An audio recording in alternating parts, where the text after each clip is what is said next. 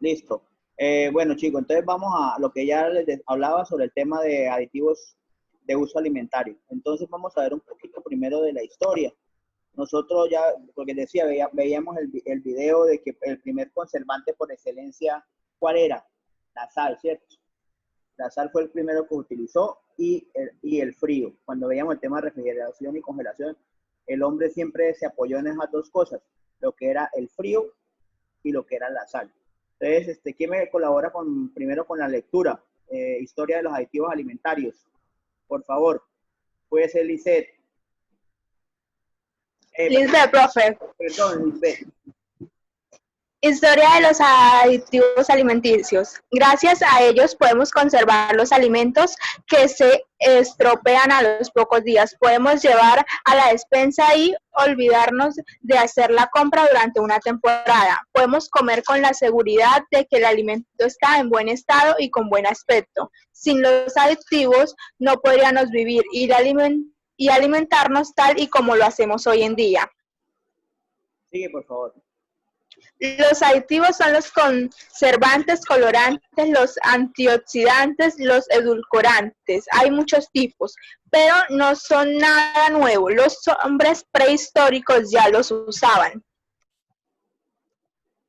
Continúa. Los primeros hombres ahumaban carne y pescados porque habían observado que duraban más tiempo. No sabían por qué, pero lo usaban porque les funcionaba. Hoy sabemos que ¿qué dice ahí, profe? Aldehído fórmico. Aldehído fórmico presente en el humo es lo que reacciona con las proteínas de la carne e impide su petrufacción. Los romanos... Espérate, y ahora continúa. En otras palabras, decía, desde hace mucho tiempo se conoce eso. A par de la sal, a la par del frío, ustedes también se dieron cuenta que obviamente que un alimento cocido dura más tiempo que un alimento crudo, pero a la par utilizaban el humo también, se dieron cuenta que al ahumar las pieles se conservaban por más tiempo, o sea que ellos sabían que ahumándola, o sea, poner el alimento, poner las pieles con que ellos se vestían, donde ellos hacían las carpas para dormir, al ahumarlas se conservaban por más, no sabían por qué, ¿sí? Pero lo hacían y les funcionaba. Y después ya hoy en día ya sabemos que es por unos componentes, que es el aldehído fórmico que está presente en el humo, que reacciona con la carne y crea una película protectora que impide que se dañen y que la duren un poquito más de tiempo, ¿sí? Ahora podemos continuar. Lisbeth. Los romanos en la sal. Tampoco tenían ninguna explicación para el fenómeno, pero la usaban y no solo porque durara más tiempo la carne, sino que además no desprendía su color rosa. No perdía su color rosa. No perdía su color rosa. Lo que ocurría lo sabemos hoy, y es que la sal que ellos usaban recogía en los desiertos contenían nitratos. Exacto, o sea que ellos salaban sus carnes y la carne tenía una reacción. Básicamente eran nitritos, la sal que ellos recogían en los desiertos eran nitritos y nitratos. Eran sales que se formaban en los mismos desiertos, que alguna vez fueron mares y quedaron compuestos ahí. Entonces ellos al recoger esas sales ahí, básicamente se les conservaba la carne y quedaban con el mismo color típico rosado cuando utilizamos los nitritos y los nitratos. Tampoco sabían por qué, ¿sí? Entonces, ahí para finalizar dice que los aditivos han gozado de mala fama durante muchos años, simplemente porque son sustancias químicas que se añaden. La palabra que es un aditivo químico asusta a las personas, ¿sí? De hecho, a mí me dicen, no, es que tiene tanto químico eso, de una vez dice, uy, no, eso me va a dañar el cuerpo, eso me va a causar algún tipo de enfermedad, ¿sí? Pero la realidad es que mucho tiempo después comenzaron a descubrirse nuevos compuestos conservantes.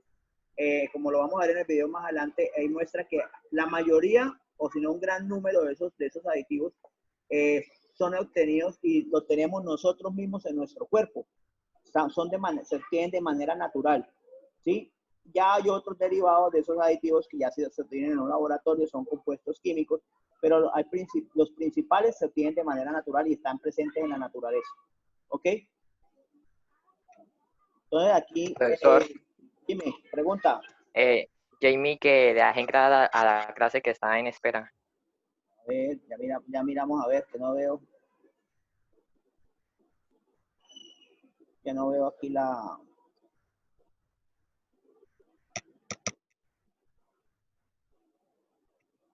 A ver, a ver.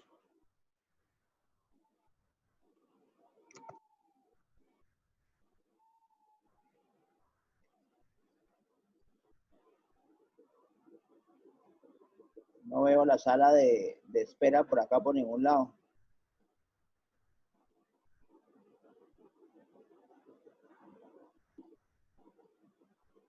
A ver más.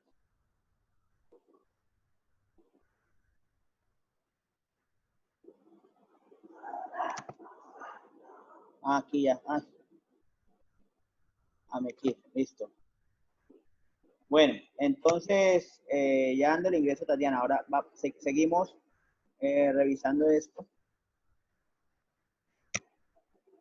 con la definición de lo que es un aditivo alimentario. Entonces, ¿quién me colabora? Valentina, definiendo qué es un aditivo. Léeme, Sí, por profesor, favor. yo quiero leer. ¿Quién? Yo. Ah, léeme, por favor. Definición de aditivo alimentario.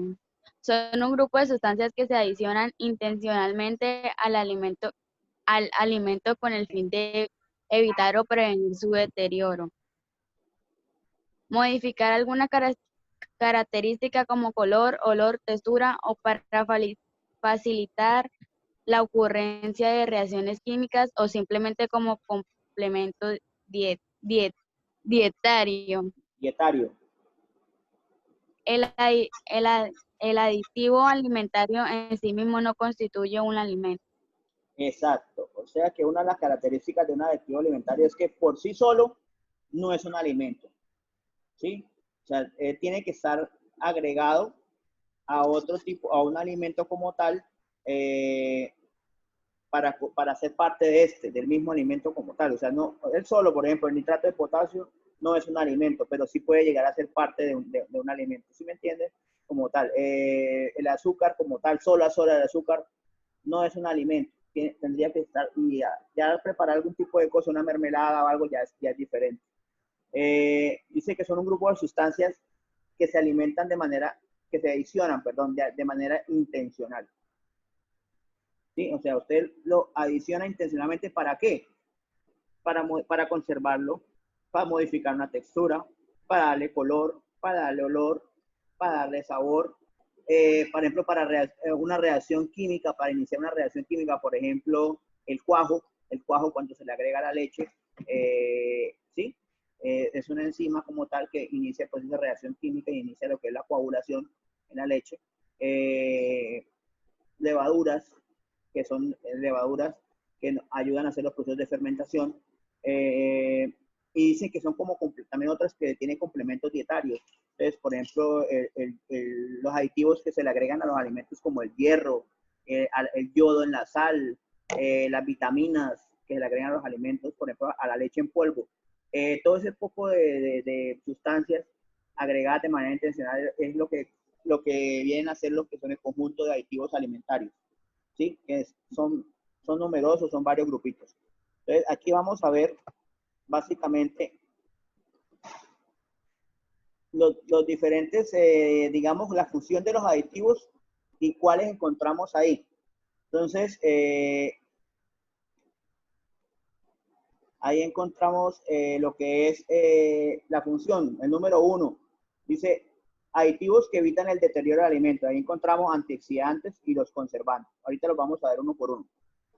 2, aditivos que modifican la textura del alimento. Ahí encontramos los espesantes, los gelificantes, los emulsionantes, los estabilizantes. Espesantes como qué, por ejemplo, la maicena, cuando usted le agrega algo, le agrega a un guiso, a una salsa, a una sopa, le agrega un poquito de maicena, de fécula de maíz, logra un efecto espesante en ese producto, ¿sí?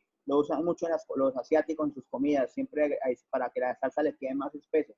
El gelificante, se utiliza mucho, por ejemplo, la pectina para hacer los bocadillos, para hacer las mermeladas, el agar-agar, son diferentes tipos de gelificantes que hay. Emulsionantes, ¿sí? Estabilizantes, me cambian la textura del alimento. El emulsionante es el que me asegura que la fase grasa y la fase acuosa en una solución se mantengan juntas y no se separen. En otras palabras, usted le puede echar un emulsionante, por ejemplo, a la elaboración de una mayonesa. La mayonesa puede tener leche y puede tener aceite, ¿sí? Y no se separan, se mantiene, usted la ve, mantiene la crema blanca y no ve las dos fases separadas, no ve, por ejemplo, el aceite abajo y arriba ve la leche, por decir algo. ¿Sí? Un ejemplo. ¿Cuál es el emulsionante ahí? El huevo. Por eso es que la mayonesa se hace con huevo. El huevo, dentro de la yema, tiene fosfolípidos, que son los principales agentes emulsionantes. Otro tipo son los modificadores del sabor y el aroma. Lo usamos para los yogures, ¿sí? Usamos saborizantes, sabor a melocotón, durazno, fresa, los sabores que le dan a las gaseosas, por ejemplo, ¿sí? Sabor a piña, sabor a uva. Los aromas también, los aromatizantes, se usan mucho. Resaltadores de sabor, como el glutamato monosódico, que se usa mucho. El glutamato también en comidas asiáticas, comidas preparadas, que realzan mucho el sabor. ¿En dónde? En la boca, en el paladar. Cuando usted quiere que algo sea como más sabroso, que la gente diga, eso está rico, el sabor saladito, lo resalta mucho, utilice el glutamato monosódico, lo usa mucho en la preparación del arroz chino, de las pastas chinas. En la comida asiática usa muchísimo, y la comida peruana usa mucho el glutamato monosódico. Y los edulcorantes son los, digamos, que dan sabor a dulce, diferentes a quién, al azúcar tradicional, al azúcar de caña o de remolacha. Hay diferentes tipos de edulcorantes que eso se van a ver más adelante. Hay otro tipo de aditivos que modifican otras propiedades como la consistencia, como la textura, como la acidez. Ahí encontramos antiespumantes, antiglutinantes, humectantes, reguladores de acidez, acidulantes, leudantes químicos, ¿sí? Como los que se usan para hacer el pan y para que el pan se crezca antes de ser horneado, ¿sí? Procesamiento de materias primas, iniciación de reacciones químicas. Entonces están los diferentes tipos de enzimas que utilizamos en la industria de los alimentos. Y como suplemento nutricional. Entonces ahí están todo ese tipo de alimentos. Ahí están. Entonces,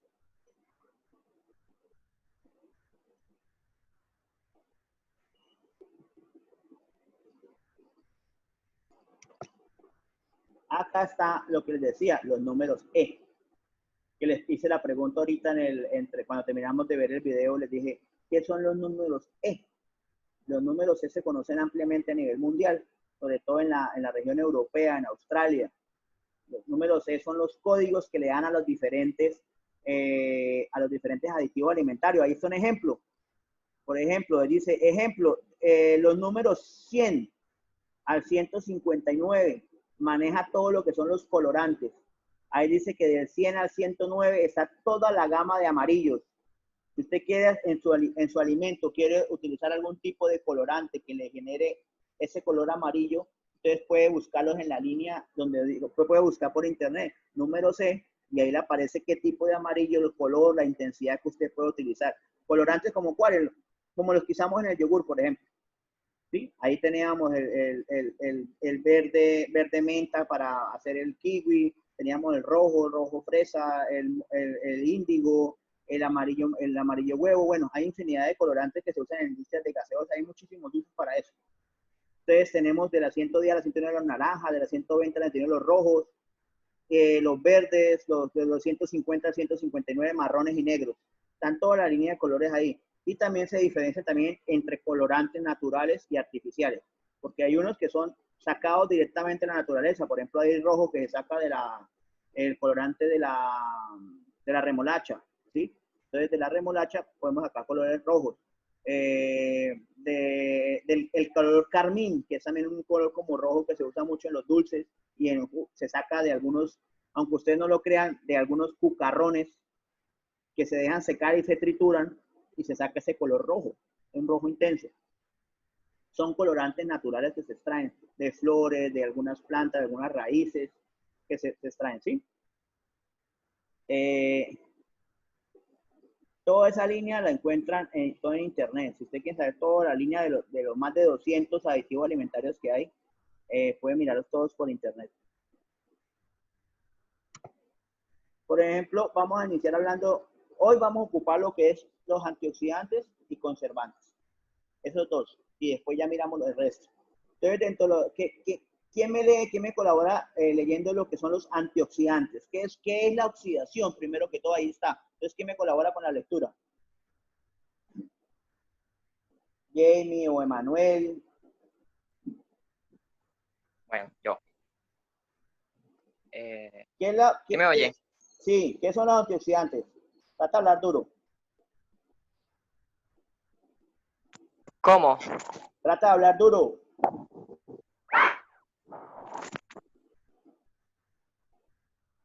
Sigue, o ya me oye. Ya, ¿se oye bien? Sí, sí, sí. Sí, sí. Pues los antioxidantes son aquellos que evitan que el alimento se oxide, ¿no? Pero colabórame con la lectura. Ah, bueno. Sustancia que retarda o evita la oxidación de los alimentos. La oxidación es una reacción en cadena que, una vez iniciada, continúa hasta la oxidación total de las sustancias sensibles. Como consecuencia, aparecen olores y sabores a rancio. Se alterna el color y la textura. Desciende el, el valor nutritivo al perder alguna vitamina y ácidos grasos polisaturados. Y se obtiene producto que puede ser nocivo para la salud. Los antioxidantes más utilizados son ácido ascórbico, vitamina C, ácido cítrico en jugo de fruta, conservar vegetales, mermelada, tocoferoles, vitamina E en alimentos con mayor contenido grasoso, BHA, ¿y cómo se dice eso? Bueno, BHA, que es el butil hidroxianisol, y el BHT, que es el butil hidroxitoluol. en queso fundido, aceites y semillas de marzal. Exacto, o sea, los antioxidantes básicamente son sustancias que evitan la oxidación. ¿Por qué no es bueno que ocurra la oxidación en la mayoría de alimentos? ¿Sí? Porque normalmente nos generan olores desagradables, sabores desagradables, se pierden algunas vitaminas, ¿sí? Que son muy sensibles a la luz, al oxígeno como tal. Se pierden algunos ácidos grasos que son importantes para la nutrición, ¿sí? Hay sabores a rancio, como a pescado, que por ejemplo en las carnes de res huele como a pescado, como un sabor rancio. Entonces, ahí después en la segunda parte les menciona cuáles son los antioxidantes más utilizados. Ustedes ven ahí la gráfica, ¿qué ven ahí? Son unas naranjas y unos limones. Ese es el que normalmente nosotros podemos utilizar en nuestras casas. Un antioxidante básico para evitar que un alimento se nos oxide. Los más comunes, que son las peras, que son las manzanas, que son los plátanos, que se oxidan rápido cuando apenas uno los corta, se pueden a poner negros o cafés. Tú sumerges en una solución de agua con limón, de agua con naranja. El aguacate también le pasa lo mismo, se oxida fácilmente. Entonces, utilizamos ese tipo de sustancias cítricas y que contienen ¿qué? Ácido ascórbico, que es la misma vitamina C. Ácido cítrico también se usa para hacer jugos de fruta, mermeladas, conservas. Otros los tocoferoles, que son los mismos antioxidantes y son los mismos precursores de la vitamina E. Se usan y algunos que se usan cuando tiene mucha grasa. Cuando el alimento, normalmente la que se oxida son las grasas. Entonces, esas grasas, por ejemplo, entonces un aceite, una mantequilla, una margarina, se utilizan unos antioxidantes especializados, como son los nombres esos complicadísimos que ustedes ven ahí, que es el butilhidroxianisol y butilhidroxitoluol.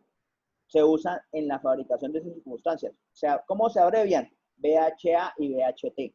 Hoy en día también se están utilizando mucho en la parte farmacéutica, tratamientos de la piel, mejoramiento de la piel, del rostro. ¿Por qué? Porque actúan sobre la parte grasa de la piel.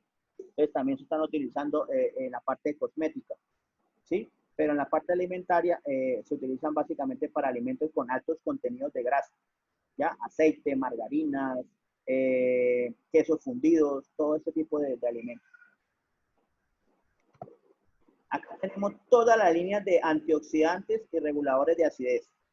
Entonces, si usted ya, ahí se las estoy dando prácticamente, le estoy diciendo más o menos que del número 300 al 309 están todos los ascorbatos, la vitamina C, del 310 al 319 están todos los galatos, ¿sí? El 320 al 329 todos los lactatos, están los citratos y tartratos, los fosfatos, los malatos, sucinatos y fumaratos y otros que hay por ahí. Todos esos químicos que hay, algunos son de origen natural, ¿sí? Ya, por ejemplo, del 320 al 329, dice los lactatos. ¿Cuál sería el producto original de ahí? El ácido láctico, que se produce naturalmente en el cuerpo humano, ¿sí? En algunas frutas, en la leche, se produce naturalmente el ácido láctico, ¿ya? Entonces, de ahí ya se procesa, se trata químicamente y se tienen ya otros tipos, lactato de sodio, lactato de potasio, ya son otros químicos que se utilizan, por ejemplo, algunos en la conservación de las carnes. Yo anteriormente utilizaba mucho lactato de sodio para adicionarle a las carnes y conservarlas, ¿ya? Entonces, ahí hay toda la gama y toda la opción de productos químicos para uno trabajar. Ahí están los usos, ¿sí? Por ejemplo, ¿en qué se usan los ascorbatos? Si usted el día de mañana va a trabajar, quiere trabajar con masas, con jugos, con pizzas, con cereales para el desayuno, entonces le dice, uy, yo qué conservante necesito para ese tipo de producto. Ahí están. Entonces, ahí están los ascorbatos que se usan en panadería, bollería, pastelería, masas congeladas, pizza, jugos de frutas, enlatados, o sea, tienen muchos usos. Lo mismo los citratos, ¿sí? Ahí se encontramos una gran variedad desde el ácido cítrico hasta el citrato de sodio, disódico y trisódico. Entonces se usa en zumos de frutas, bebidas gaseosas, quesería, salsas y conservas. Los lactatos se usan en cerveza, vinos, queso fundido, encurtidos, productos cárnicos. Los malatos, como el ácido málico, presente sobre todo, por ejemplo, en la manzana, se utilizan en repostería, tortillas de trigo, caramelos, golosinas, postres y cereales, ¿sí? Y los fosfatos, sí encontramos, se usa mucho también en la industria cárnica, se usa también para néctares, jugos, polvo para hornear, leches pasteurizadas, se usan mucho los fosfatos. Entonces, como les decía, hay uno, generalmente de cada uno, que es como el natural. El ascorbato, ácido ascórbico, ¿sí? El citrato, ácido cítrico. El lactato, ácido láctico, esos son los naturales. El malato, ácido málico. El fosfato, ácido, no el fosfórico, porque el fosfórico también es preparado. Fosfato de sodio, fosfato de potasio. Esos sí son unas sales naturales que encontramos en diferentes sustancias, ¿sí? Entonces, pero ahí tenemos los diferentes usos, ¿ya? Hasta aquí es la parte de antioxidantes.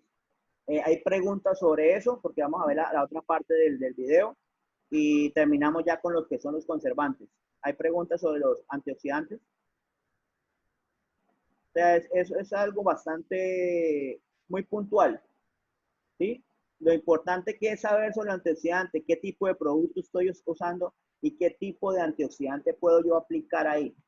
No todos tienen efectos sobre un producto. O sea, yo no puedo aplicar, por ejemplo, digamos, fosfatos a, ¿qué le digo yo? Una pizza, para conservar la masa de una pizza, porque de pronto no me va a tener el efecto que yo necesito, ¿sí? Entonces, cada producto viene asociado a un tipo de antioxidante que yo puedo utilizar para protegerlo de la oxidación. ¿Ven? ¿Listo? Entonces, eso es cuestión de mirar la bibliografía y saber qué es lo que estoy haciendo. Asesorarse bien para hacer las cosas bien hechas. ¿No hay más preguntas? No. No, bueno, vamos a ver la segunda parte del video.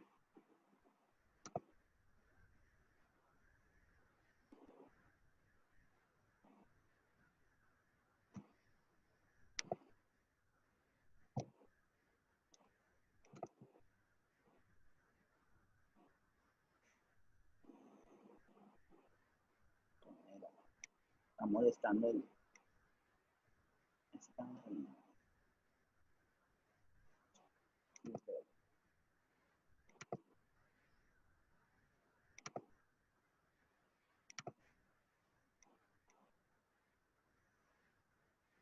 Esto sí. Entonces miremos alguna parte del video. Vida del botulismo. Todo se reduce a la cantidad. Incluso las sustancias químicas más fuertes son seguras si se consumen en baja cantidad.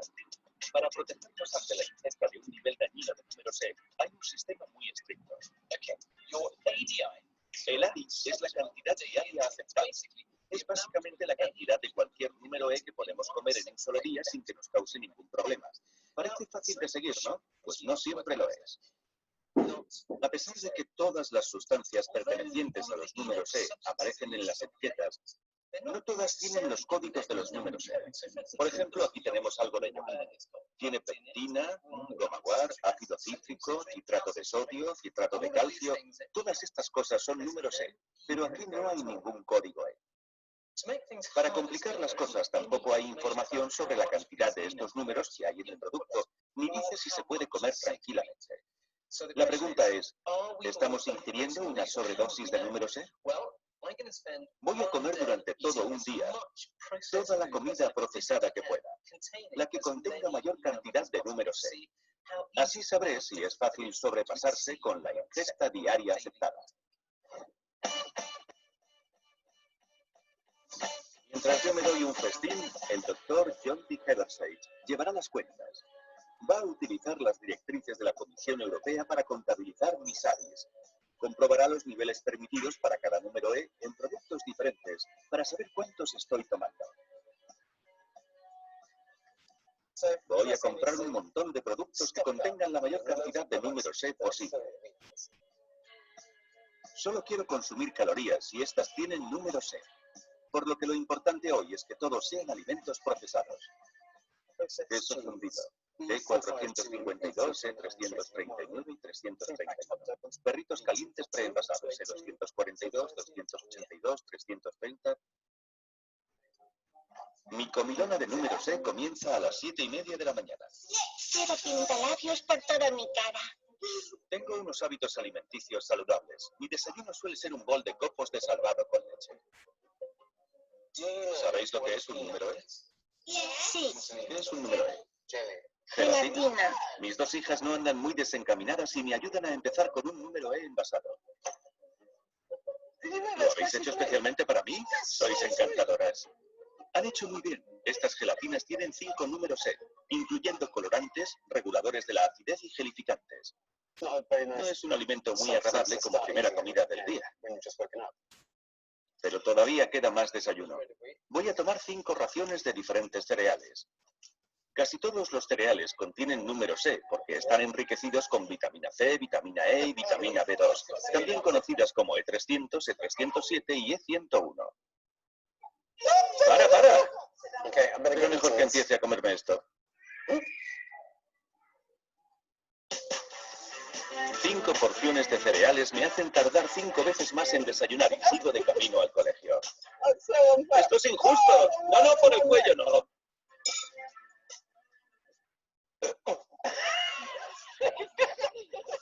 Eso ha sido repugnante. No lo habéis oído, ¿verdad? Media hora más tarde llega el momento de volver a ingerir números E.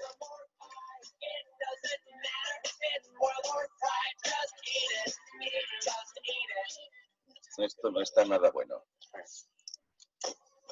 Mi estómago está hablando con mi cerebro. Creo que quiere que pare.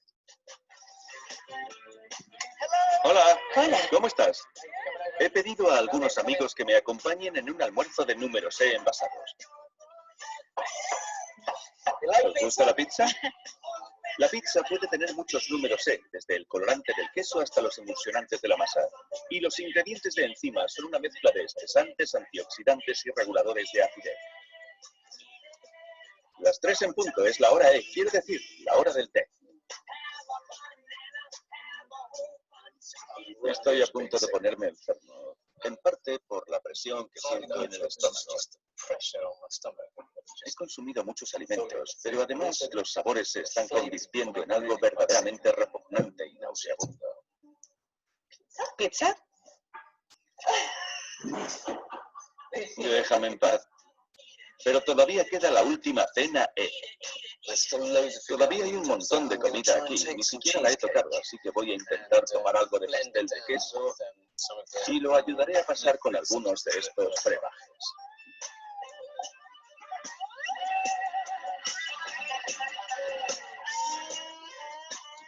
No está tan mal. Como último aperitivo he encontrado una pasta para dientes sensibles con nitrato de potasio. Al parecer ayuda a desensibilizar las terminaciones nerviosas. Si realmente estoy ingiriendo estas cosas, supongo que será mejor que esto también me lo trague.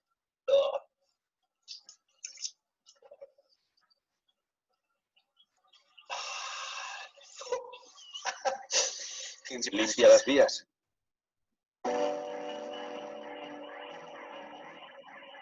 Es el momento de visitar al Dr. Jonty para que me diga lo que me he metido en el cuerpo.